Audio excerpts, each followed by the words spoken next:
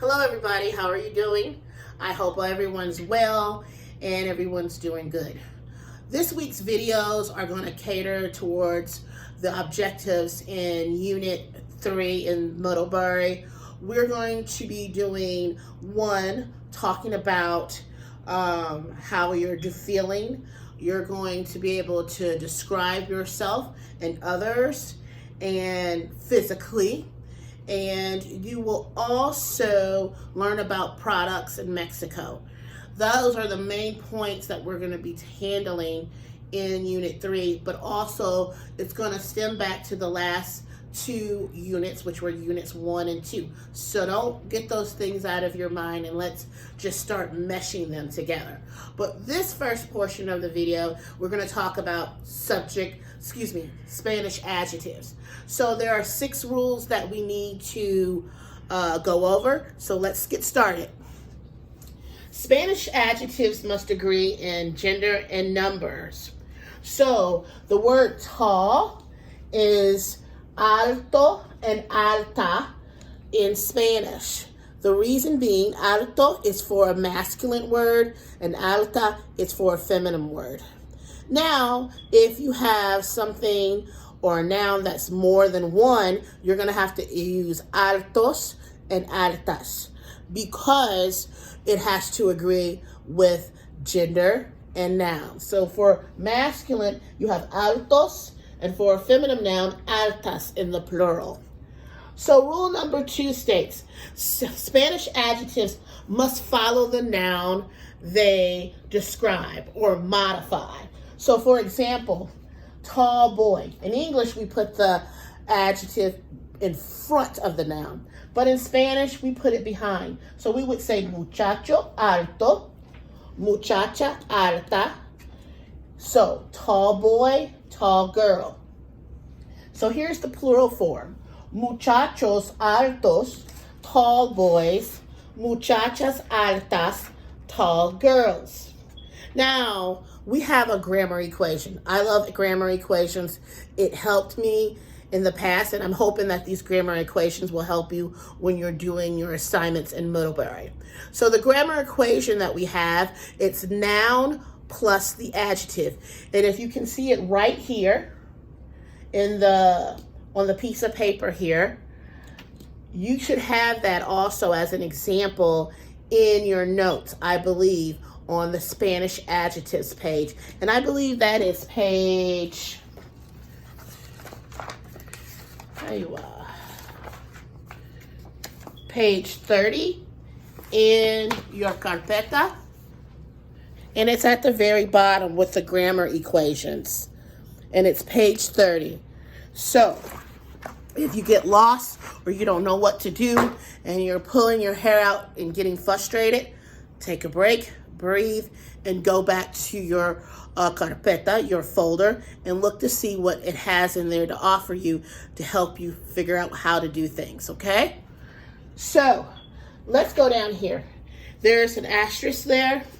It says adjectives that end in the letter O is removed and added an A after a Spanish feminine noun. So you just remove the O and then you add the A if you want to make it a female adjective, okay?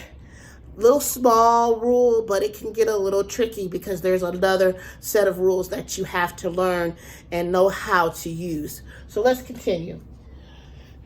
El mexicano, but I'm getting rid of this O and I'm going to add an A because I want to say a Mexican woman or a Mexican girl. In this case, it's either or because I didn't specify muchacha or mujer. So I have la mexicana. So that's how that rule is applied. Now the third rule is adjectives ending in the letter E or a consonant do not change after a feminine noun. That means if it's ending in a consonant or an E, you're not going to change it. Only time it changes is when you're trying to make it plural. So let's look down here. El estudiante inteligente, intelligent student. So I have that one for masculine. because I put el, and we haven't discussed el. Well, we have discussed el, so we know that it's masculine because of the el. Now, if I come over here to the female, I have la estudiante inteligente, intelligent student. I said la. The la tells me that it's a female noun. It's because these adjectives do not specify if it's male or female unless some more information has been presented to you. So if I want to say the intelligent students, I would say los estudiantes inteligentes.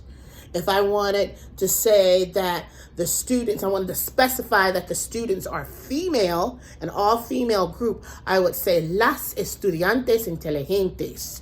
So these are the examples that we have right here for you. And you also can find those examples, not the same examples, in your carpeta. Here's your grammar equation right here. Indefinite and definite articles plus the noun or nouns and the adjective or adjectives. Look at me. This grammar equation is indefinite or definite articles plus the noun or nouns plus the adjectives. Okay? So 3 little steps. Indefinite article, noun, adjective.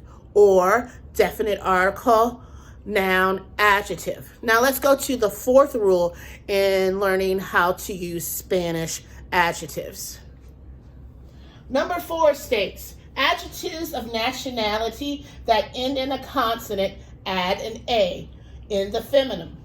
El hombre inglés, Englishman, and I left out the accent on the E. La mujer inglesa, English woman. So here's your grammar equation. Definite article plus nationality, and I put in female plus the A, okay, for that specific rule. It is not going to be easy if you haven't learned and memorized and learned how to use this information. So when you're doing your exercises in Middlebury, take your time. If you don't understand something, ask a question, shoot me an email or write it down, and we can talk via Zoom or email. So that sounds a little bit contradictory to the number 3 adjective rule, but this is specifically for nationality. And I believe in unit 4 or 5, you will be learning more about the nations of the world and nationalities. So keep that in mind when you're moving forward into the next units. All right, number 5, adjectives ending in an, y, on, or add an A in the feminine form. For example, here we have el estudiante trabajador, student worker, and it's male because it says el. La estudiante trabajadora, and I added an A, student worker. And the last and final rule is about plural adjectives. And I briefly have talked about that in this video, but I literally decided that I think it might be a good thing that I write this out in a chart for you to make it easy, because sometimes things written out in a chart is easier to come by and say, hey, that's not how that needs to be. Here's what it says in the chart. So here we go. Adjectives ending in a vowel, add S. And I have an example here for you.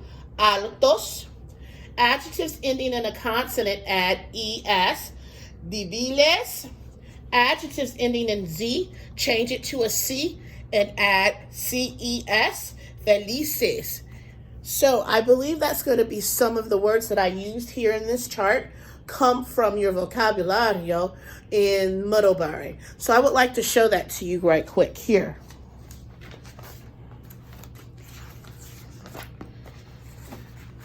So here we have our adjectives. You have guapo, feo, aburrido, divertido, nervioso, periosos, grande, pequeño, bonito, serio, bajo, alto, dible, fuerte, interesante, simpática, feliz, triste, enfermo, inteligente, gordo, and delgado. Now, I had told you that we would probably learn about colors. Well, the colors can be used as adjectives too. And of course, they go behind the noun that they modify, okay? With that, a lot of the colors in Spanish it could be O or A. If it's masculine, you need to keep the O. If it's feminine, you need to remove the O and add an A. But those that do not have an O or an A, according to your rule here, you are to just leave it alone. And it's between rules 1 through 3. And specifically, it would probably be rule number 3. So, for instance, your colors here, you have blanco, it can become blanca. Negro, negra. Azul, you're going to leave it alone. That's rule number 3. So you're not going to add an O or an A. That's against the rule.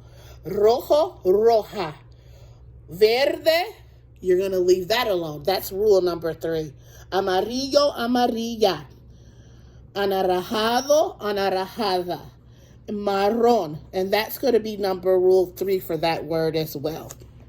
So another thing that I noticed, you have useful phrases. You pretty much need to memorize these and listen and repeat as you are supposed to do normally in the Middlebury process, okay? De colores. De qué colores es? What color is it? Los colores, colors. If I just want to say one color, I would say el color.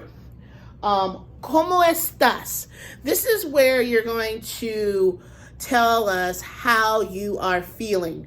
Now, there's 2 verbs in Spanish that are for